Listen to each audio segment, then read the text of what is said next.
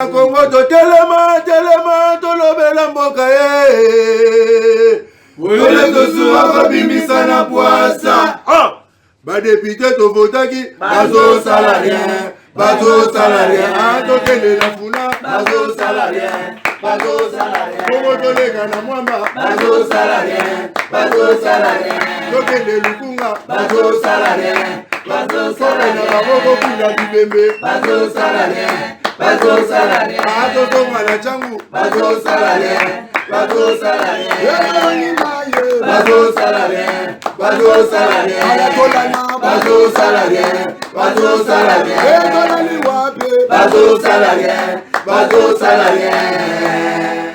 Nayambi, président national ya Lebat, ndeko na biso Alain Bolodjoa, toujours sur mon makamobile. Alain Bolodjoa boni. Mbote ndeko na ngai mbote na balandi. Kimi ezali? Nzamba osangolo. Kimi ezali? Okomi déjà na combien d'outrage? 0 outrage contre nani? Le président de la République. Ah, car ba outrage aka ba outrage à peu parlement, ba ko outrage peuple. Ngana ko outrage point. Na nata. Alobela inde vérité. Ce qui est mort ressenti qu'à se péter, ça c'est son problème. Mais problème nanga, je lui dis de vérité. Merci beaucoup. Dans le respect de la loi. C'est l'autre. Ah, les Bolodjoa. Et vous avez outragé? T'es parce que dans mon asso motambo disait nous na mon la rayo. Nous les gars na betambe qui a bisogno sur le monde disait ko commander na 5 outrages déjà. Ndenge na yebi, ndenge na miyebi, ndenge na yebi mutema na bango mabe. Soki na outrage ata katikati ya pamba ya outrage banga kanga kala. Nous mona bona mutema mabe bazana. Soki na outrage aka banga bakanga kala. Tamso banga bakanga te banga ne baboma. Po bana dega mutema mabe mo ko imagine. Banani bana dega. Yo ngai na lobe nani? Hein? Yo ngai na lobe nani? Ngana lobe mo outrage. Yo mituna. Ya nazo ba tan lobi déjà. Ki na lobi déjà que soki na saki mambo zo loba banga bakanga ote banga ne baboma. Après ba kundi ba couler béton na so tika libé. Ata résurrection ba boyeli aux ressusciter. Ba couler béton. Au lobby. Très bien, merci beaucoup. Mbote na batu nyonso bozota la biso na Kinshasa, na Congo Brazzaville surtout bande on a biso a diaspora na bosanité bande on nga ya Kisangani bolobi to so Paul pesa biso mbotete.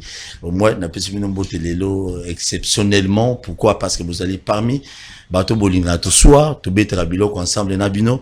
Mais d'ici peu de temps, je crois to trouver les minutes solutions à appel en direct, il y a même dans ma province, même na Moi. Pour bobinga rapé, to lika direct na YouTube, bobinga ta na WhatsApp, bando ça bien ma casse. Je me bats pour ça. Ceux qui connectent, ceux qui ne battent que les bisous babylon le kuta connexion dans yombo. Donc tout le rabatum soit bien, pour tout ça il a bien ma casse.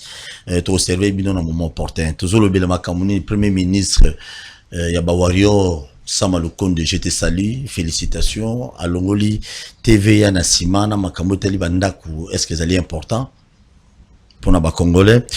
Tingi Pouloulou biloko wa beti na Assemblée nationale, je crois que notre olobela moi mingi parce que nzambe ne muto à tout motema na pour que non abeta biloko par rapport na makambo ezali que non mbongo ko bima pote basala nzela na année oyo nzela ngo salemité année prochaine ba bimisi sumbo na kesa l'état to ebité. Bon, heureusement ça qui maloba ya tingi là mon maloba to souhaité et ça ndeko moko image moko ya Roseka. Non, chez la binon pour la dialecte wanaté, c'est sûr certains boyo kango. Ndewazo loba, azolia fufuna balabala pour nous féliciter président de la République. Na befon union sur gouvernement na izali ko sala peut no basela ba nzela ya malamu na mbujumai. Ndewalia fufuna balabala. Taboyo ka vidéo ana. Gozo biloko. Na la c'est une vidéo moko. Comment après Mbula na Kinshasa komeza la surtout na maya kalamu maya kenda sango. Si tu condamné bakonzi, tu condamné la population. Pourquoi? Parce que la plupart des bouteilles, c'est la population. Les autres députés ont mis la main été avec bois quand on a main à calamite. Bisous population, tous ont pollué sous davantage ville n'abissou à Kinshasa. Voilà le autre le président national ya Lebat, on a besoin Alain Bolodjoa. Et Alain Bolodjoa, il y a un temps procureur à lobby, bazo changer donc peine il y a outrage bazo matisango, c'est normal. Bon, il y a intimidation. Il y a le procureur Azali, l'organe de la loi. bazali bateau, bazali censé yako veiller à ce que baluka ba infraction pour maintenir la stabilité à fibre sociale. Mais là, par moment, on sent que au-delà, il y a posture, il y a juriste. Très souvent, même dans cadre, il y a émotion. Outrage, qu'est-ce à dire? Dans le contexte de la démocratie, il faut d'abord définir qu'est-ce qu'on vous entendez par outrage, les circonstances, il y a outrage, et puis les sanctions. En réalité, ça relève de du domaine de la loi. Or, le procureur n'établit pas de loi. Peut-être que sa fourchette, il y a des sanctions, ok, pour telle sanction, la peine doit partir de tel niveau à tel niveau. Ça, c'est limite là. Ce n'est pas au procureur de décider en termes, il y a année, c'est la loi qui fixe la fourchette. Et puis, deuxièmement, ceux qui va lobby outrage, il y a M. Félix, c'est qu'il faut appeler ça peine et belé, ça rappelle à la population quelle est la procédure pour l'arrestation, comment ça doit se faire, parce qu'ils ont raté, na maîtrise la loi, et puis une loi qui date na période avant la constitution, et aux passe. Alors, moutounyon so baro kangaye pour na outrage, na opc conseil, azo M. Félix, c'est comme modèle. Pour la première fois, Nandimi Bozo M. Félix, c'est le quoi modèle. M. Félix, c'est à l'Obara, outrage, les signes, il y a dictature. Bango Baroyogo se soumettre à la décision à outrage, il y a procureur au risque à quoi empêcher à ce que la démocratie s'exprime. À Boyaka outrage quand il était opposant. Alors, comme c'est un héritage, il y a IDPS, je conseille aux gens de recourir à la même disposition. Sinon, on risque de faire des surplaces. Très bien, merci beaucoup. Bazo on compte comme modèle, mais bon, binope, batope bobetra biloko dela, bosala mbeba wana to infraction na outrage, boye bareno, bosala na binongote pour nous éviter babiloko nyonso wana. Ah bon? Donc n'engeza na to lo bara sous té parce que bon ba yebi ke comme outrage. Mais ba boye ba nini? Jimmy Kitenga lobi kaka. Que ba olinga ba tenter na vie maman Olive. Il est arrêté. Parce qu'il n'a fait que relayer c'est qu'il y a yoka qui pas Sonia Rollet et puis Oya yoka qui pas bataille des pes. Ils ont raté na saut d'humeur moutadésé non c'est que tu as fait là l'outrage. Pour un au kati sou quitter alors que mon konzana kolo kolo yo il faut kata kolo kolo pour ce kati zaine to manquer respect on t'arrête. Ou bien que monsieur Félix c'est que le ça les ama bien outrage on t'arrête. C'est pas comme ça. Il faut que va fixer en la loi et ça doit s'appliquer pour tout le monde. Maintenant et même après. Parce que M. Félix Sekei n'est pas le premier président. Hein. Avant lui, il y avait des présidents et le procureur était là. Pourquoi le procureur, tant au Félix Sekei, la boyaka au outrage, bakangaka était. Siko, le long de poya, comme na pouvoir. C'est-à-dire que même la justice est comme caporalisée. Ce n'est pas normal. Très bien, merci beaucoup. TVA, Balongoli TVA, Nassima. Naba o Italie ma Italie ya kotonga bandaku to bandaku les amants malam non ozo poser nga question ton na lo ba pesi outrage c'est ça de yo muto bani mamba ba outrage na tuni ne mutuna to tuni mutuna to tuni mutuna ce que tu m'as posé mutuna pour na lo bati eloba attends na loba comme outrage comme outrage à la femme du cousin des neveux de tel c'est pas normal faut dire la femme. Oh, bah, quand on peut outrage au chien, outrage à la fleur, outrage pour bah, ça, on a sentiment. Donc, on a la question yo lobby, la question yo posée à décision. Au gouvernement de quoi? De warrior. Yoga de Akombo. Le premier ministre. Yoga de Akombo. Kumba ba aventure. Ya ba tout le monde ba l'exatant, ba on a ba cinéma, ba mi pesi ba kumba ba film. Warrior. Et Laxine. Quel est le sens que vous donnez à warrior? Quel est le message caché derrière ça? C'est-à-dire que ce sont des gens oh bah autant la le yenge le quoi va film à western. C'est-à-dire que bah on n'a pas appliqué maramo bataki na ba film alors que nous sommes dans la réalité. Là c'était la fiction.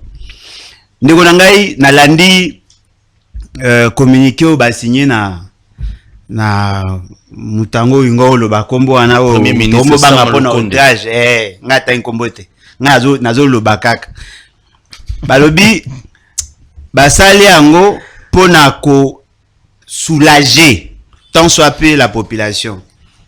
J'aime les sujets autour le bela pourquoi parce que na 8 ans à l'économie pendant 5 ans.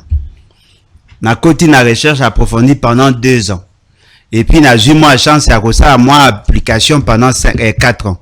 C'est-à-dire que j'ai quand même une idée. Je ne suis pas spécialiste en cette matière, mais j'ai quand même une idée sur ce qu'on toujours le là. Et là liboso ndeko nanga esenge koyeba. La TVA c'est un impôt. Babenga ngo impôt indirect. Cet impôt indirect ezali le consommateur final nde bafutaka. Mais muto aza ko percevoir, per ko kende ko tia na compte de l'État ezali le vendeur. Alors, pour éviter double imposition à TVA, muta suka nde muta ko futa. OK. Mais l'entreprise oyo aza ko teka quelque chose a pesina nous l'État pour qu'il y a récupéré tant muta osomba. C'est comme ça que ça s'applique. Et il faut remplacer ICA, l'impôt sur les chiffres d'affaires.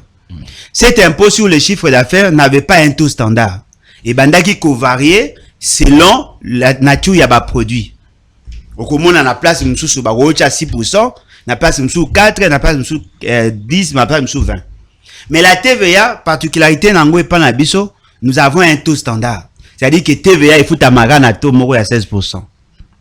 Avantage mususu ya TVA, ezali que ce qui l'État a organisé, a koki ko recouvrer mbongo ebele. Mais quand on imagine chaque fois que Congolais a ko consommer, bo kataye bo babenga ko ponctionner 16% na mbongo na ye. Et koki ko pesa mbongo ebele. Et koki ko pesa mbongo ebele. Pourquoi? Parce qu'il y a un grand écart entre la pression fiscale que nous appliquons na PIB, produit intérieur brut, enregistré. Parce que dans Katiawana, il y a des entreprises qui font des déclarations, mais au coquille qu'on récupérer bango à partir il y a TVA, parce que dans TVA, même des gens qui sont dans l'informel, participent à la TVA. Voyez-vous? En achetant le bien au ESA, na Katia TVA. L'État déjà congolais au départ n'a pas su mobiliser bien TVA. Parce qu'en réalité, TVA est une grande organisation en termes de gestion d'information. C'est-à-dire que nous avons un service naïe, sans facture. Or, TVA est dans Katia, il y a pris au bâté que le 16%. Mais on a imaginé au somi carburant, voilà 16%, au somi maï, au somi masanga, au somi bilamba, au somi babilo, au somi, à 16%. Combien de Congolais n'a pas étranger au bazar à consommer? C'est-à-dire qu'on peut avoir beaucoup d'argent. Mais tellement fonctionnant ma B, l'État congolais a recouvert ma capacité. Parce qu'il faut tout informatiser dans France. Quand un opérateur a passé à écriture mot comptable, l'État a droit à autant. Mais pas nabiso ça m'a abouté. Ok, pas chinois à teki biloko, à sangi simbo, à repeso ya lingi. Quantité à marchandise, bon, éviter comptabilité à Zarane Koutou, même ça, dans la comptabilité mi balé. Yango Mounara, oh, bazo déclaré Moussous, oh, Eza Moussous. TVA et permettre que te belé banginda pour au-delà des bénéfices qui n'ont pas sous 16%. Et là, quand ils ont livré, ils ont dit, ceux qui va supprimer, tout va suspendre le recouvrement à TVA pour un produit, en réalité, population, a gardé 16% à mon ça. C'est-à-dire que si on a sommé à $100, au lieu qu'à payer ça $100, qui avant TVA, alors on paye ça $84 pour Bombi, 16%. Balobi, et là, on va saler la ligne pour améliorer le social. Mais n'a rien à réfléchir na bino. Yoga produit, oh, babenga ba warrior, ba monique, ceux qui va saler en haut, et quoi imparter population. Yoga produit, on va oloba. Balobi, balongoli TVA na ciment. C'est-à-dire ciment oyo, yo ciment na ciment. Ciment tout ça appelle sérieux. Na no sombi ciment. Bon yo go soma posa ma pango belé tout ça go za na ida rotonga. Soko muto atonga anda uté. A gagner ni. Le maman non papa. Oh mais un exemple. Bon un exemple comme exemple na rose exemple papa. Mais yo muto ali boso na ngoni na exemple. So la j'ai fait c'est que comme outrage. On dit sur la exemple là. On a tout qui. Ah moi il y a yendo to bendi ma mona benda parole. Ah OK. Balobi pona bango il faut to balongola TVA. C'est-à-dire que na coup ya ciment balongoli 16%. Prenons le ciment à prix à $10. Il y a $10. Ceux qui se mettent à $10. Na $10, ceux balongoli 16%, ça fait $1.6. C'est-à-dire que ciment en réalité, le lot les aboyés, il faut que on a $8.4 pour balongoli TVA. Bon tout na bango siko ciment et bon était comme à combien? Parce que au regard il y a marché avant tant que tu qui un certain nombre de mesures dans la réforme dans le secteur et le commerce, tout ça qui a fait que ciment comme à $7.5. OK. Les lots ciment et comme côté comme à 20 000 19 600 places. Ce qui veut dire que 19 600 na babé na mi na katia balongolo et moi qui te dit qu'il y a 20 000 babenda. OK. Ne pensez pas que tout ce qui est moins cher est mauvais et tout ce qui est cher est bon. C'est bon. Parce qu'il y a ce qu'on appelle les snobisme. Vous avez au somme même où il y a $5. Ouais. Et dépendant na molimo ezako animé mutu. C'est-à-dire que pour na bango ba on mona ke ceux qui va longoli 16% na ciment et quoi impacter na vie sociale. Alors, te poser une question. Bon, on a un villageois, mais na viva pe na village. Na village nanga. Ça fait plus de 40 ans que tu as consommé à ciment. 40 ans. 40 ans. Bon, on dit là. Seul ndako basaka pavement na crépsage en ciment na village nanga. Et ça papa nanga tongaka tanga zanga na jeune. On a pris combien d'années? Non, on a vu plus de 40 ans. Tu vois, c'est-à-dire que le ciment n'est pas un produit de consommation de masse. Et quoi impacter quand bateau basana envoie à construction. C'est-à-dire que bateau ba otonga ba ko bénéficier na 16 ba ko protéger 16% mbongo na bango. Muto azako luise ndako. To za penda sérieux. Nan déjà amona a ofuta ndako ba komi na CTVA na facture ya ndako na montant ya futi na ndako. Est-ce que l'État genda kozwa mbongo na loyer? Oh, la quasi majorité à ba congolais bazana bandako ezali en cimenté. Et puis deuxième catégorie ezali ba locataire. Ce qui veut dire que décision aujourd'hui et ko impacter nango substantiellement té. Et qui par contre ko favoriser boom immobilier pour na bateau ba na mbongo. Or souci à population za nini? Bon longo la TVA, bebo suspendre TVA na biloko bango va consommer à chaque jour. Par exemple unité. Na pesi que exemple unité. OK. Biloko olia. Parce que ciment c'est pas tout le monde. Non, c'est pas tout le monde. Nazo bisao qui a zo bisao mamba ya ba o benga kiso ba wario ya mwana. Ça dit ba o biloko va filmer. Na poto batonga bandaku et tout ça le cas bon bana ba système ba filmer ba zu biloko na bango filmer bango ba acteur ya filmer ba même on a monde réel na Congo soko aurait dû prix à ciment au toucher na o ba te belete ka ba Paul Tosua ba Mutatondolo ba Kabila ba tout ça ba maman Olive ba toto mona na bino botonga biso tonga te et ko impacter biso nani ata so na sombi ciment ya ko somba 10 ka ciment te nga gagné ni Maman m'a tembela gagné ni mwana kwata gagné nini mwana kwata ba o bandeko na biso atema ba liboso ba boutique po ba lakisa biso place osomba biloko na commerce a gagné nini sirera a gagné nini po nini bokidisi biloko olia te o eko toucher tout le monde. C'est vrai tant que ba o réduit TVA ça a une incidence sur le budget de l'État parce que les prévisions on va salaki budgétaire c'est sur base aussi à TVA. Tant que vous suspendre TVA, conséquence nango ezali et que ça que montant boinga qui bo mobiliser et que ça réduit par le fait que recette wana bo percevoir en souté. Donc un mot na otala. Atali na mais bateau on est au tanga na bon ba place mot. On est biso de zaka ba même professeur. On est besoin de les gars même pas bien que bamsou ba faux diplôme mais au moins to les gars biso tout ba côté moko pour la nini ba biloko eza simple oh ba ninga ba sala ngo ça fait plus de 50 ans bo raisonner ngo lelo. Pourquoi ne pas réduire la TVA pour donner à la population la capacité d'épargner? Vous allez dans les maisons, combien de Congolais construisent? Mais yo casse quoi aventure ba ça il peut communiquer en français ba otangisa ngo na ba chaîne habite so ba hello de ambongo.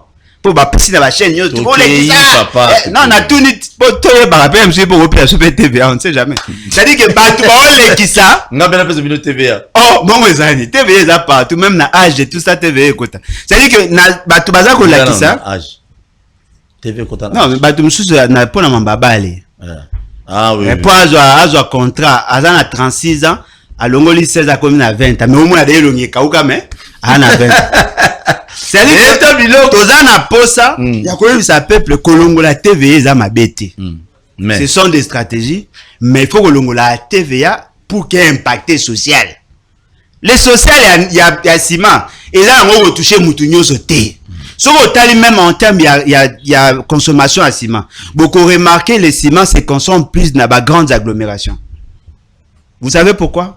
Parce que le type ya banda moderne où ils ont dans grandes agglomérations ils ont exigé utilisation à ciment mais ce qu'on obtient dans les milieux ruraux la quasi majorité à banda ils ont dans les matériaux au genre la nature c'est à dire que ma belé banzete ba matiti tout ça y a on est pas autant banda c'est que veut dire que eux n'ont pas de ciment oh les gens qui ont des problèmes d'argent qui attendent à ce que l'État ait là bas en appui ce sont ces personnes là vivant dans les milieux ruraux yo luki bato ba de nanti on peut ça bango avantage si on a map à bolongo TVA te biso le la map mais na banda ku bato ba na bambongo le bota ke bato ba bambongo ba futa la pona ba bola bino robi ko profiter ba bola non boye ba mambo ça te omoni et moi so na otala na fa na tala na bino ces gens ont des problèmes et comme ko senga ndé na omoni comme ko senga prière na voilà Denis c'est ça mais là bango donc mais sérieux comme maman ah mais ça c'est vite ah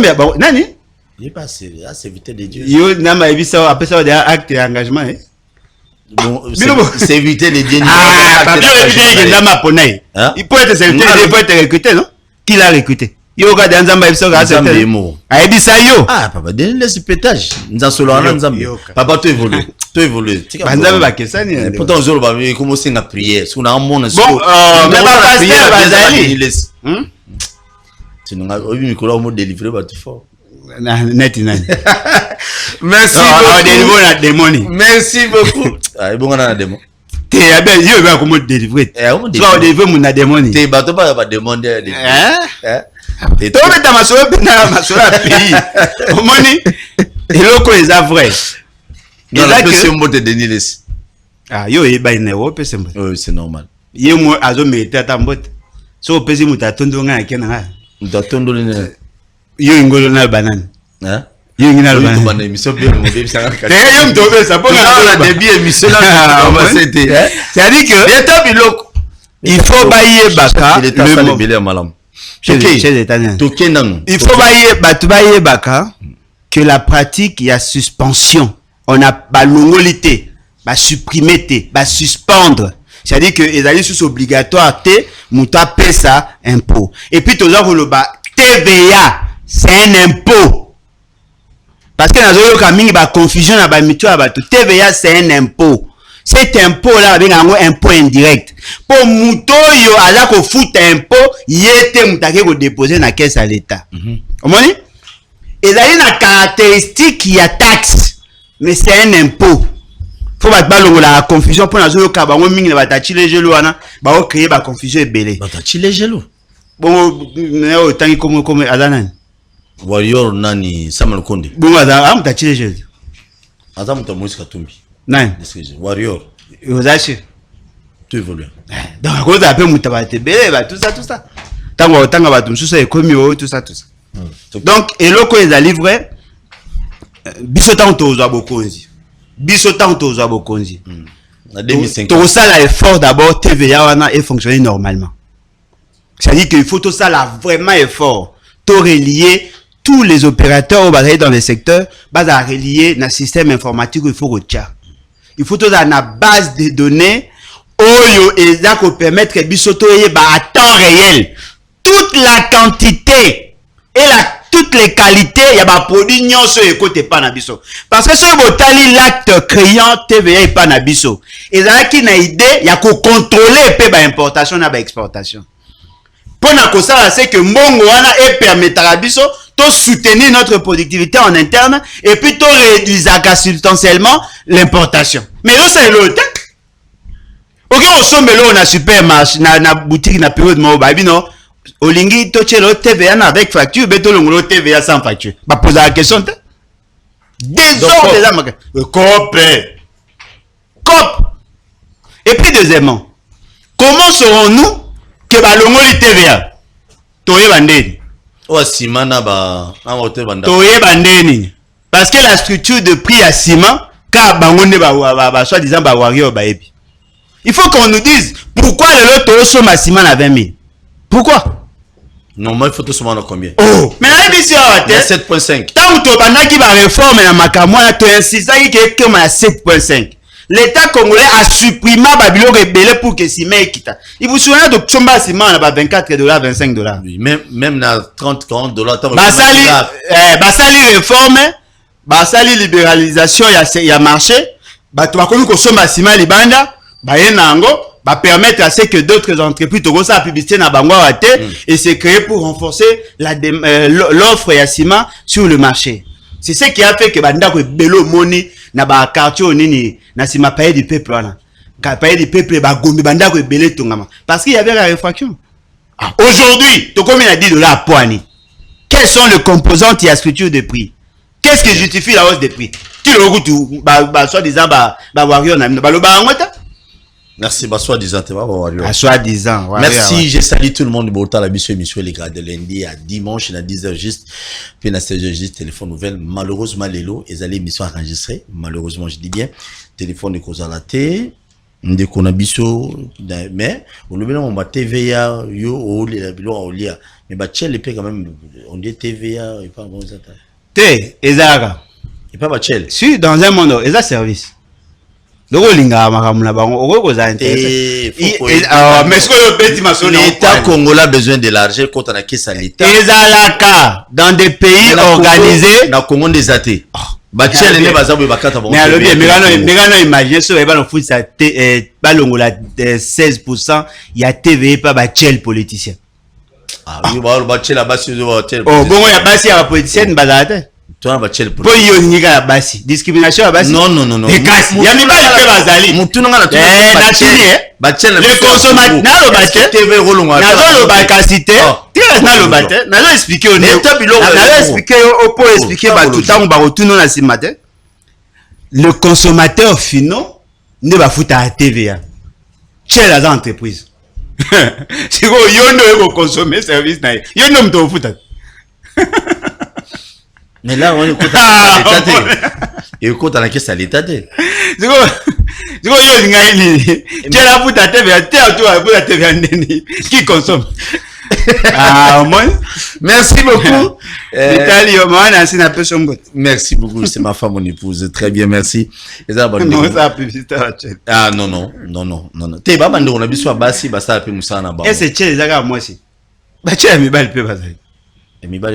Oh bon, nani comment nani pardon. Merci beaucoup Tingi Pouloulou à Betty Bilo on assemblée nationale mais Bilo Tingi Pouloulou à Betty on peut mon peut bien parce que la lobby a celle ba révélation moko grave au des fois biso population toyé baraté qui na banzela mususu donc la biso à Kinshasa awa mbongo nango bima déjà na budget à 2021. Mais le lot, na budget à l'élo à 2022, là, on peut se faire bima. Mais en 2021, ça la peine zélate et qu'il n'a pas passé composé. Quand on entend la vidéo à Tingi Poulou, la facha qui m'a bé. Quand même, ce sont des choses où qui m'obimana, bah, tu vas koufa bazolé là. Bon, en fait, on moni. Les hommes, mais gestion, tout ça, gestion. Nazoya. Tingi Poulou, c'est un frère. C'est un frère, quelqu'un que je connais, bon, pas assez, mais pas totalement, mais je connais assez bien. Tingi. Na bien mandam. Tu pas né avant. On a payé mbote. Pesa ba mbote ba na posa. Na lingina le baboy. Il faut que ba koma capable à koma plus sérieux que ce qu'on nous offre. C'est-à-dire avant que ba adopter un nouveau budget. Ba ça la d'abord évaluation et exécution à budget il y a une année avant. Moneto zabwe. Oh, bah, ça, c'est la loi de reddition de comptes il y a 2021. Oh, bah, ça, l'élo. 2021. Ce qui va adopter Ango, il y a un école qui sa comportement, il y a des acteurs politiques dans la tête à pays, pour n'a pas payer sa confiance, il y a comme même un budget à 2023. Na une tingi pululu témoin. Na boy na ke musika. Vous attendez sauter. Te. Ma soni obeta. Yo ri ma mtinga ibisete. Na boye pa mboso. Tingi pululu à lobi boye. Na 2000 na l'édition de compte à 2020. J'ai les vidéos na partagé dans les réseaux sociaux. À lobi ça sert à quoi? Chaque année to votaka ba budget. À lobi on a pas délit c'est ça n'a pas le bac. Tout votre budget, mais alors qu'en réalité, budget auto voté, nous tout le monde a respecté Yango. Les institutions, ont bon rebellé. Talaboué, dépassement budgétaire à la présidence a démontré noir sur blanc le caractère criminel de la gouvernance à M. Félix Sekedi. Ah, on a bien. Oh, ce que le communauté, ce que tu vas les longola bateau, mais il est encore vivant, hein. Ben, il y a quoi, Bissayo? Beta Biloko. Beta Biloko, ça la laisse. Tango Asali et Lokoana. Mais après, lui, il a adopté le même budget. Ah, minoritaire. Oh, ceux qui sont minoritaires, oh, Babou et Loko, bah ça, la abstention, doit voter contre. C'est-à-dire quoi? C'est-à-dire que, bon, ça, Makambo, apparemment pour des raisons cosmétiques. Moutao Loba, Makambo, bah, yo kaya lobby, et comme le voit le spectacle, yo so mona mboso atika Moutao Loba, ma mtinga lobby, pas à la bombe, il a conduit Tina Souka. Moi, je suis au Malobad. Alors, papa, théâtre, basara, théâtre partout. Eh, quand tu as un micro, mais il y a ticket à l'oba. Pourquoi? Bah, Linga, il a dit, bah, politique, pour charmer. Ils ne vont rien faire. N'a pas vu ça, yo. Cette loi, il y a réduction de compte. Oh, il y a 2021. Et qu'on a adopté, il n'y aura pas de sanctions. Deuxième étape, ils vont adopter le même budget avec la même personne. Oh, l'idée du constituant, ce qui va salir la loi sur la reddition de comptes, va constater qu'il y avait un problème de gestion. Ce qui s'ensuit, c'est quoi? Ce sont des sanctions. Contre les warriors. Contre le soi-disant warrior. On va dire warrior. D'ailleurs, na sisaïta, d'ailleurs, na bongisi, na sisaïta, bongo tika sisaïta, monsieur Ngoza a la raison. C'est-à-dire que, bazako sala, makambu, pour séduire le faible d'esprit. Ce qu'il dit, il n'a pas tort. Mais il a dit pourquoi? Pour quelle finalité? Alors, les membres de l'union dite sacrée, il y a des dépassements. Mais quand on imagine, bon, bien qu'il y ait qui combat avenue Zola Nawana, il y a un des ko désengorger toute la partie Nabiso Yakobanda Kitambo, Barré, même partie, il y a ma campagne. Pour na okomati na ipen. Pour nzelane bandi na pompage. Ti na beni marine na niveau ya ipen. Okomi mbala na ipen. C'est-à-dire que mutule ka kende ana pompage aleka barré pour ka koma na kitam na ipen via Kitambo. Akoko le gaga mbala moko avenir na tout droit ti akomi na niveau ya nini. Cette route est ali d'une importance capitale pour na ko désengorger côté à ma campagne. Nzela wana babandaki yango epa nani? Babandaki yango epa André Kimbuta. Balancer ba travaux et comme qui n'a problème moko boye balancer ba travaux. Fait ce qu'elle a été pression pour Nzela. Moi-même j'étais parmi Batouane. Toché pression yo gasko aventure. Ba programmer on a budget à 2021. Ba programmer la budget à 2021, ba lobby que ba tcheli bango ligne de crédit. Ba na ko ba bino ke mbongo esi bimaka na 2021. Neto lo balelo o to ana budget à 2022. Bako lingasko ba tango na budget à 2023 parce que 2022 le principe et annualité voudrait c'est que lorsqu'on donne des crédits na 2021 ce qui va consommer en côté ba annuler bako kota na budget musu bako ko récupérer même action mais ba tango na budget à sika bo lo baté le ko ba tchaki na 2021 bo zo mbongo na lelo na 2022 pour bo sala bo sangisa non. Chaque ligne de crédit est allée na principe et annualité na ango. Alors dites-moi, comment un député de l'Union dite sacrée a connu qu'on les canaux TV a ebisi binoke leur association wana obenga gagnon dit ça que une association de malfaiteurs. Selon yo. Ya muta lobby. Mama ne wa détourner mbongo babenga nani? Malfaiteur te. Muto ayibi mbongo ya nzela benga nani? Malfaiteur te. Muto a protéger la malfaiteur benga nani? Malfaiteur te. Ya bi association de malfaiteurs. Est-ce que vous avez imaginé niveau ici tozali? Les institutions se plaignent. Non! Les institutions ne se plaignent pas. Les institutions décident. Ils agissent. Dites-moi, quel est ce ministre qui a détourné Mbongo Ntinga Bengue? Quel est ce ministre-là qui a détourné Mbongo Misa Bengue? Vous savez, c'est lui qui gère les Mbongo, il y a l'État, le ministre de la Finance. Comment vous avez Mbongo sans qu'à la sûre n'a atteint à l'objectif? Pour qu'il il faut que l'autorisation puisse avoir un conseil des ministres. Ils ont statué sur ça. Une année après, 2 ans après, quel est le suivi Basali? N'est-ce pas détourné. Les lopes ça la proposition la loi ya sika, bon lobby que vous avez détourné l'argent. Mais comment on peut détourner l'argent de l'État au État qui est allé par exemple dans une année, binombo ya koye bango une année après. Attends maman ali kelemba batu na gaï sangoti. Maman goûte ali kelemba. Batu na sango maman boni est-ce que kuna batu na ba pesite? Yo fan de là au ticket là. Bon soka voyager. Tala bokondi ya chanana. Ce n'est pas normal. Ce n'est pas normal. On ne peut pas faire sortir l'argent de la République une année après. Bon, ben, tu as solo. C'est comme tu as comme un bon, tu n'as pas comme un il reste que aventure. Papa Mbosso. Papa Mbosso. 11 fois ministre. Voilà, Papa Mbosso. C'est Papa Mbosso. 16 fois député. National. L'État congolais, c'est là, on na âge na yo. Oyo gana olo bate po bate outrage. Na âge na yo, l'État c'est là on nyonso. Olo ko mema ba valeur, o mema ba exemple pour que ozongi c'est à l'État oyo ça ozo défendre ba criminel. Dixit. Ndingi bululu. C'est abeti biloko. Bon. Et là osko ba science ko rendeni, batika weleka. Lo ndenge zawana. Tout Congolais yebige. Na parlement il aura malheureux ezate bato bakoma basola ba formule politique bato mususu bayiba pendant 11 fois bato mususu basala mabe pendant 7 fois batika batamabe lelo Ntingi a démontré que l'Assemblée nationale ezali mal gérée. Il y a la complaisance bato basala ya kala basala na Mobutu basala na Laurent Désiré Kabila basala na Joseph Kabila baosunga Félix Tshisekedi a échoué lamentablement yemo pe le roi a comprendre Mahamuté Zamboul. Vous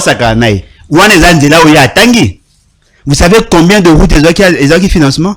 Vous savez combien? Mais ce mot ça dit combien la caisse à péréquation bon écoti? Mais ce mot ça dit combien mbongo bazong ici dans la province? Est-ce que vous imaginez les degrés, la profondeur ya moipi ya bateau bazala bokondi? Il y a grave. Des mangeurs de semences? Le Parlement reste dans la complaisance. Batiki bango basala makambo ezali. Et là on a une lobawe. Ntingi Pululu azali muta acte du mal. Mais il a dit la vérité. Nous apprécions. Nga sepela bango balobando na ngai. Poso nga lo bien haine, tribalisme, abeti lo. Afini bango na sika bango ba na influence. Aïe ça vous êtes de voleurs. Papa, oso komi mpaka, oso servi mboka ne plus qu'une fois tête. Yore lo abeti. Papa Mbosso a tiki azolo ba bien a sepeli. Ndo azolo ba teke ba bomani bango na bango et en fin de compte, ils vont rester là. Merci beaucoup. Ça ne sert à rien. Merci beaucoup. Espérons bien que budget Oyotoka qui a 14, sur combien de 6 milliards. 6 milliards et quoi aboutir à quelque chose. Ah, c'est Manzela. Babi ke ba mibi. Oh, yo zo 14 milliards ni. Ntinga babi ke ba mibi. Donc espérer l'autre. Oh, na lobby. Le Congolais espérer. Oh, non, c'est comme na lobby. Ntinga lobby ke ba mibi. J'ai la foi. Mon Tombolo fera quelque chose dans 2 minutes. Est-ce que tant Ntinga babi ke ba mibi batanga ba kombo? Yo tanga ba kombo musuna point. Bo so ba trouver na 4. Bana ba se zo. Na lobby Ntinga bin.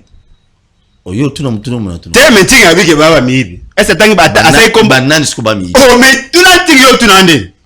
Tam so bandiri ko tina se yo tuna ande. Yo d'après on a na koza mui. Bango nyos. Mais t'as dit comboté. Mais mettons sur le bango nyonso, bango banani. Bango nyonso. Oh, tinga bobo tanga komba ba mibi. Merci beaucoup. Bozoni na régie. T'es na complété garantie. Nibi. Arrêtez. YouTube bandaka bien molongo bebisaka. T'es na bi mi on tingi mutalo tu va comme na bango lingi to no. Na lobi yo linga na parti politique. Yo linga. Non, yo linga na complété message en tingi point. A lobi ke ba mibi. Côté la bangote. Donc 14 milliards à te espérer l'autre. Tinga bi ke ba mibi. Yo ngina lo bani. Hein? So eloko ba lo ba élection ba congolais ba diaspora ba voter libana ya mboka wana. D'après yo pe wana su muyibe ko za. Oh, ngai. Ceux diaspora ko voter ba opona quelques pays. Oui, oui. Est-ce que l'état congolais est capable de se rassurer que bateau va voter ba na doit voter? Au moins de tout ça le sans prétention. Na diaspora na battre Félix. Mais ya olingata? C'est bandé de loko. Sans prétention. Na diaspora na battre Félix. Mais ba poni ba pays, je crois France, Belgique. Ka mbo nga na battre. Na France. Na battre Félix. O chepe na mu kwa tomola cheli ba. Ah, tondo na bino awa. C'est un produit local. Na international je veux le battre. Yo yeba mbolo be. Nani? Obi ba no ba mike. Merci beaucoup. N'oublie pas de s'abonner. Teba Balwamike. Nani. Et puis moi sur la chaîne. Comment ça la s'abonner à la chaîne sur YouTube qui nous Balobi TV émission les cas de lundi à dimanche na Wemsa télévision na Kinshasa na YouTube tu tiens des vidéos des émissions par jour na quatre chaîne sur YouTube 9h juste et puis na 21h juste. Toujours na régie ba télévision élément et bon tozonga élément na mbujima et boyoka ndeko na zo betabilo quoi. Mais na sepela qui na bosana qui début émission na peso merci. Beau frère, il y a Tata Mokonzamboka a fêté anniversaire Mokola Lobby, j'étais là quand même, merci. Bon, c'est monsieur les t'es aussi saboté? T'es totalement. Non, au côté de non, mais moi si au côté, hein? Moi si nous azamulu. Bon, azaka sayen non? Bon, est-ce que comme si kasayen tout t'a fait merci. Eh, moi si c'était. Il y a ça ba moi titre au chaki na merci. Na réseau social. Ah, moi ni okimi. C'est un élément. Au sai ga beno ngofungoli parenthèse. Merci beaucoup.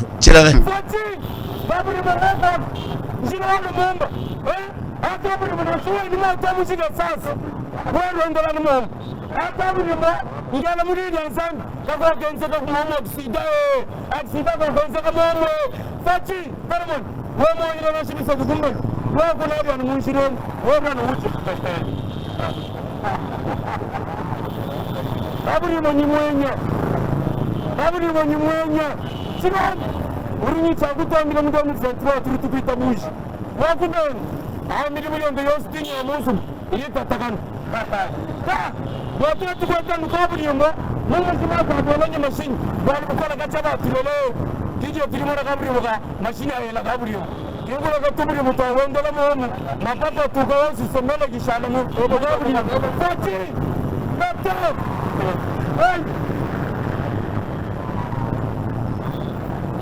Fati, Fati, tout à fait, nous sommes là. Ah, tu l'as boy, tu l'as boy. Là, tu l'as là. Pour tout le monde. Là, tu as une image de mode. Pour tout le monde. Nous sommes là comme ça.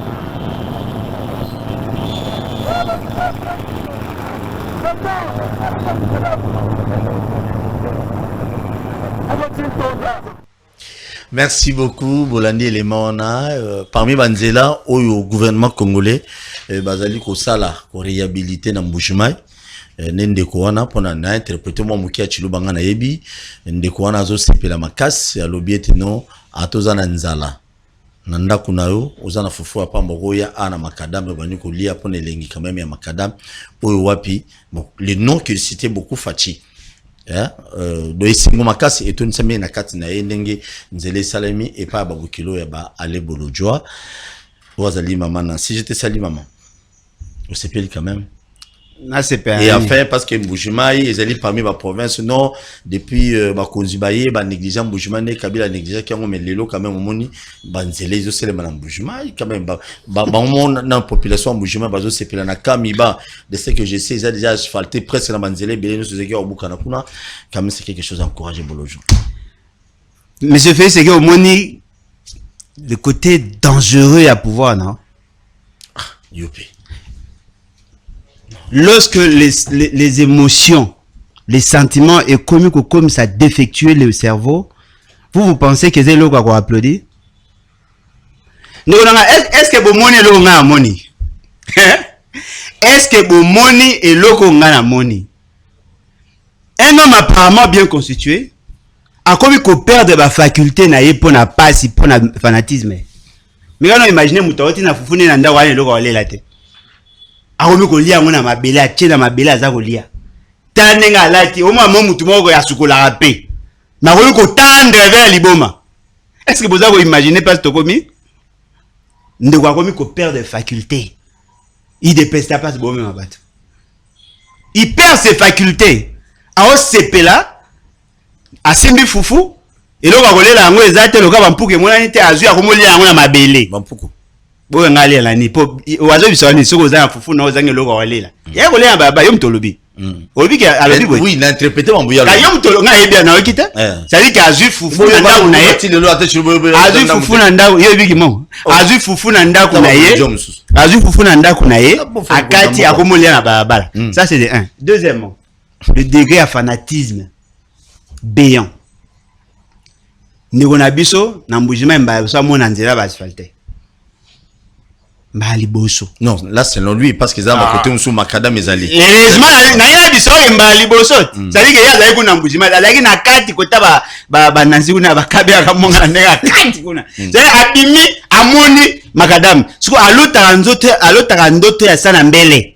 Amone ombamo ozo imagine pas toti mutauti pela na kutu moke na kati abimi amoni nzela oganga ayingi ba soutenir Félix Sekedi pour atongi actuellement. Dites-moi embouchement il y a combien de kilomètres de route? Monsieur Félix Sekedi a tongi combien de kilomètres? Dites-moi quel est cet économiste sérieux qui peut applaudir monsieur Félix Sekedi pour atongi nzela côté à quand il y a Kamiba a amené ndeni variabilité s'il vous plaît. Non mais tongi à sens à ça l'asphaltage. Combien de kilomètres fait ce qu'il a sali? Vous votez pour Nango. Kassa, ils ont combien de territoires? Si vous avez un Mbujimai, vous votez pour Mbujimai. Deuxièmement, qui a gagné le marché? Quel est le coût? Il y a projet. Eh, Mbongé combien? Et Mbongé Bima combien? Ndekona ya tabinomo. Tout ça sérieux. Tout ça sérieux. Moi, pouvoir ils allaient babé. Papa, ça n'a rien à voir avec les pouvoirs. Oh! Conséquence, perdre de la faculté. Comment un homme bien situé a voulu ça à maman Moutaosa? Vous avez pas aux aïeux? Fanatisme, on attend. Et à vous avez dit, on sous-soumet bazaba fanatique na yo. Boye! Na vous tu ma bondeli. Boye! Yo samela. Non. Ah. Yo mwenga la mutaba mélange. Boye! Non. Bolojo a mélange de ngolobani. Inyo bagé batu so asa ila banzambe bele. Ko dédier famille na boka nzai moke panga ngapo gagner match. Wana nani? Oh, is exemple. OK. Yo za pourcentage ba kombo? So lingi.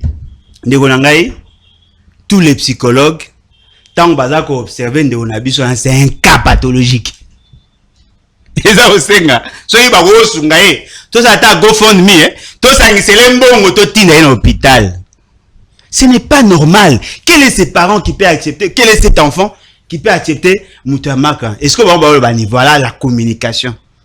Voilà. Et lui ne représente pas les Kassai. Bota bato ba les kamba moto. Ba omonene. Tara comportement car étude car observation et comportement et entourage. Talaka omona yo moko. Oma ke bat ba ozo yo sérieux. Très bien. Et puis là c'est grave. Allez pomper à solo hein. Mamelima ite. Nzale lekine. Mamelinde maite.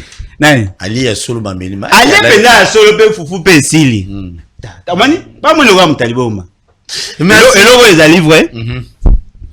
Il faut que toi arrives à cultiver dans le chef ya bateau ba soutenir biso de valeur. Ce qui te koka osala ngote nous sommes mal barrés. On peut comme d'ailleurs quand un dirigeant a posé ba acte en faveur du peuple, c'est le peuple lui-même qui parle. Ah, et comme il facile parce que Bobo Santé chaque fois il y a ce qu'on appelle le plus-value. ndako ekoza na moins cher ndele bongi pe ndako emati valeur bon mais qu'est-ce que imaginer ceux qui nga na zu pouvoir na niveau ya Kasai na bongi si ba route à dessert agricole ba ça biloko ekomo ya to créer ba conditions pour créer des richesses to diversifier l'économie yo bongi si ndela mbujima ba voilà non bateau ba les galandia ba au monde en danger mais sur le plan économique vous n'avez rien fait et ça le corps moto bongi ça boulevard du 30 juin à ça la bien funga ba bande mais quel est l'impact socio-économique là? Merci. Merci beaucoup Nayambaki, président national. Il y a les battes, parti politique, les battes à l'Embolodjoa. En même temps, je tiens quand même à vous rappeler que moi Sinae, comme Azali Kassayen, donc Azabo frère automatiquement et Tata Mokonzamboka. Tu bota la vidéo moko wana, bota la niveau. Vous insistez pour maman mingi. S'il vous plaît. Tu os insisté mingi. C'est-à-dire que pour Nayo, tout Kassayen, Azali frère a fait ce qu'il dit. Le quoi n'a bali Kassayen, donc n'a commis beau-frère naé, et donc tu veux me dire que je ne serai jamais son frère? Non, non, tu es son frère. Ah. Frère naé. C'est la vidéo, vidéo. Ouais, il a mis ça à tribalisme. Alain Bolodjoa. N'a beau-frère a fait été. Alain Bolodjoa a la vidéo. Il y a la beau-frère n'a beau-frère naé. Merci, c'est l'autre. Allez, tu as tout ça l'émission. Oui, biban. Ces images. Ngobila. Quand tu vois ces images, responsabilité aux Amaya Kalam, précisément na commune Yangaba, na Maya Kalam, tant que tu as l'image, le responsabilité, où il y a ba cause ya biloko ya boye, et puis cause na banani, na yena sous question, tout le monde a déjà c'est quand Maïwana ils ont dévié déjà normalement, Maïwana ils ont dévié. Et qu'on dévie qu'on a fait qu'il est tout droit mais bah ton anda comme moi to la verwana trop kabolonde l'état par naïzawapi biso population par naïbiso zawapi. Ah ok, en tout cas tout ça est là que nous avons des sérieux problèmes, nous avons des grands défis. Premièrement Mboula ils ont une responsabilité à la dirigeante mais la gestion et la canalisation à Maï ça relève des politiques publiques.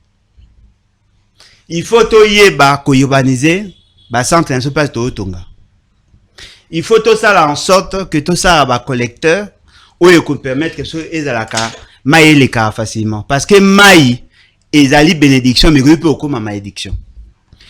Et là musu ezali frère ezali qu'il faut tout respecter ba normes urbanistiques en termes de construction mais tout ça la rappel fort ya ko curer bandela ya maï c'est que les kaka. Parmi biloko eza ko toni sa ba collecteur na biso to ba caniveau, eza d'abord mabele et puis les déchets. Ce sont les déchets ezali ya makasi solide nde eza ko sala maka. Ozo imaginer nombre ya ba bouteilles? C'est-à-dire que pour une bouteille il y a un individu. Donc la responsabilité sur le plan sociétal ezali ya bato nyonso ba consommateur ya ba bouteille. Na opesaka information. Est-ce que boyebi ke bato ba kozwaka ba salité pa na biso na bandako. Ba zwaka ba salité na mi ba boka ngono loin. Ba boka ngona ba terrasse, ba boka ngona na ba balabala, ce qui mbule ye kotisi ekei, loko ape molimo mai, nde mutaza ko gérer et l'équipe là wana désordre et puis voilà. Cette inondation et puis misi ba déchets mususu ezaki peut-être conservé quelque part. C'est-à-dire qu'il y a des excréments, il y a batou, et ça ngani, ma y a salité, na ba excréments, tant que ça kende, après un mongo eko kauka, et fandi na se, et ça ko exposé bat na toutes sortes de maladies. Et surtout, ils ont bandé comme ça, bavana apemé nzinga na bango, et belé na kati na bango, ah oui, pour vider toilette à vidango, moule bandi boy, bon marché, nani barumbu, na sanza. Osanza mbule nge banda ba fungoli mbule kati ndonanga ya biso okoyi ko leka na vérité solo ya deux fois ba kolonda ba kolo le pont ba l'aise ndonanga ba message na salité siko ta siko aventure. Vous savez la grande responsabilité sur le plan de la gestion à déchets, vous savez c'est qui? C'est le gouverneur. Bobi comment ngobile laksini Dieu mtoibi oui molimo mora maizara na beach. Comment te bicho no comme nos angobila mais molimo amai la grand du comme non molimo oh na molimo amai molimo inondation ndeko na ngai papa wana départ comme gouverneur a créé formule moko alongoli ça été na terrasse a chepembe na ki après ye ezongi su na kati azo c'est-à-dire que il a un éternel recommencement molimo amai molimo inondation. Alors dites-moi, comment une population a vivre dans condition? Quelles sont les politiques publiques? Tout le monde a monsieur Félix, c'est qu'elle a la mouka, a kena bandal, basi mise ebuna pao. Tout ce qui a tu wana uta poto mbala bandal. Kas. Oui vite. Nani? Ah bon Félix c'est que kene poto za polo, ya bana poto kala. Te ngala bia uta ka voyage leki kuna mbala. Mais bon est-ce que souvenir to ebi a Félix c'est ça voyage. Papa, tout le monde ya maman yormi ba on souvenir. Oh mais obi ka uta voyage, c'est ngala tellement so voyage. C'est-à-dire que les lobos et se rendent compte que ceux qui prétendent être les dirigeants n'ont pas la capacité de résoudre le problème congolais. Alors dites-moi, un enfant qui vit dans un tel environnement, à quoi qu'on espérer nini pour un pays comme ça? Tala ba mi o basala. Omoni? C'est-à-dire que ba yebi que ma ya kawana. Basala mi et mata et zipi pratiquement fenêtre. Comment les gens peuvent? Et puis je suis sûr et convaincu. Ici quand on a toujours un problème à maladie respiratoire. Parce qu'il y a l'humidité. Mais ce qui est poli, avec la saleté, et puis misaraba nyama moro bonakato et ça la moisissure. Muto alayi nanda kwana azako respirer ba bactéries wana. Yango pesa ba hypertrophie végétative aniltalique. L'infection à mungongo bana mingi wa baza problème à mingongo, bana ba infection à mingongo. Baza ba maladie diarrhéique. Batu bana ba source ya ba mai wana ba comment on appelle depuis. Donc c'est à dire que botier batu na condition à mabe ngas que le ça n'a pas ces années il y a une inondation na balaba mais na pompe mai ezate bondokité c'est-à-dire que mai ya ko mela mai na pompe ezate mais na balaba mai tondi manque à boule donc au moins batu ba na boule comment un pays qui a autant de l'eau douce a rekozanga mai na pompe bato ba fa na Ipen Télécom plusieurs quartiers ba na maïté. Mais il y a une inondation quelque part. Aucune projection. J'ai dit que vous avez pas eu que les autres. Bah, mais tu vois, là, il y a des locaux, ça tient à l'ibossu à payer. D'ailleurs, écoute, na pesi na défi, bah, tu nous auto IDPS. Boké na union sacrée. Boké na hôtel de ville. Boké na qualité à toilette. Toilette! Boké na qualité à toilette à la bureau. Il y a hôtel de ville. Ah, voilà, on a quel hôtel? Quel hôtel? Un hôtel sans lit. Filmer, kokanga photo te, kokanga photo eba, yo filmer. Mais il faut la cache ne. Il faut la moi eloko moi ya solo za pembe na. Kinde po bilo lo bana mo non dimangoti. Ndeko nanga, omwene na zabwe. Na saka na batanga bakota kuna. Ngapi na okinde kuna. Kende. Na bi kende. Wa lo ba bilo. D'abord liboso hôtel de ville. Et la propre. Na sima na ngo kota parking la propre. Ah ouais, côté kuna ndiza mo mobulu. Mo mobulu. Te ba bongisa. Aïe, to uti ko legalelo, boke na bâtiment ya gouvernement provincial. Là où il y a bazana installation ba non na kati ya lopangu na oloba, na kati ya lopangu. Na kati ya lopangu en plein Gombe, na kati ya lopangu. Allez voir. Parce que oteke ya ba numéro, ya ba oba mabata. Allez voir. Sony, molima mai, Sony. Merci beaucoup. Message. Preuve incompétence. Message na on a ba militant dans les bâtis. Bon, en tout cas, les bâtis que bien. Tout ça va adhérer massivement. Massivement parce que tout ça la série à la formation. Je crois qu'à la mingité, tout ça sous série à formation dans 4 districts. On va s'organiser. Tout ça va adhérer massivement pour qu'ils permettent de atteindre nos objectifs. Objectif n'a imposer un changement radical. Ce qui doit atteindre en côté, c'est fini. Si vous avez un montinga lobby, vous comprenez que le bateau va sérieux. Si vous avez un milelo à M. Félix, c'est que vous comprenez qu'il n'y a pas d'espoir avec eux. Si vous avez un Moujantina, vous comprenez qu'il y a un mésate. Na bossa ni kutu $500,000 à moi bunga na bureau boy. Bazongi sango? IGF azakuna. IGF wa. IGF ka. Maliboso IGF akekuna? Te akema mabele. Maliboso akende. Yo kokota IGF wa. Te na kokota. Oh, je wona ngai. IGF azakuna zolandela ba. Kwa sa nini? Asa kenda ka liboso asa elote. La province est mal gérée. Ce n'est pas un dieu. Moni na osepela. Olo le les bateaux sont les gangobila. quasi politique publique. Ah, okay. Na OCP là, tout ça ngano un jour émission, tout va na Olexa ka ba faille. Yango Bila. OK. Vous avez un kangé bobu bozong c'est na mai. Voilà mais aussi mbaté. Voilà pourquoi nous disons il faut que le Congolais va aspirer à une bonne gouvernance. Vous savez pourquoi le problème na Congo est à ma casse? Parce que il faut appliquer la constitution. Il y a ce qu'on appelle la décentralisation. Il faut que le commune ait un pouvoir financier pour résoudre certains problèmes. Est-ce que vous avez imaginé, Moutalongwe, centre-ville dans hôtel de ville et Zangambetouana, à quel combo la balabala na monga foula? Est-ce que vous avez normal? Normal? Alors, si vous voulez les changements, venez adhérer massivement à la débat. Merci pour beaucoup. Imposer une nouvelle vision. Ma soleuse à la raboui, les moments où tu as pouvoir te akoloba toujours à oloba pas excité mais tant on y est à comment la place on est cause à mon boulot. Bon s'abonner massivement à la chaîne. Il y a héritage ou hérité. Bah papa monsieur Sili. Merci. OK. Na rappelé monsieur Sili. Ngapena. J'ai dit un grand merci na président de la République na befa union sozo sala pour monsieur qui. J'ai dit un grand merci na baï. Voyage.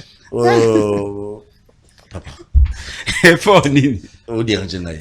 Merci. Non. Ah, papa, Mkwantombolo. Merci. T'écoutez prochainement. Bon, s'abonner massivement à la chaîne sur YouTube. Merci, na fidélité, na confiance pour ça, la ratoso à Paul. Na batubalinga toso, na batubalinga ngate. Moi, je vous aime.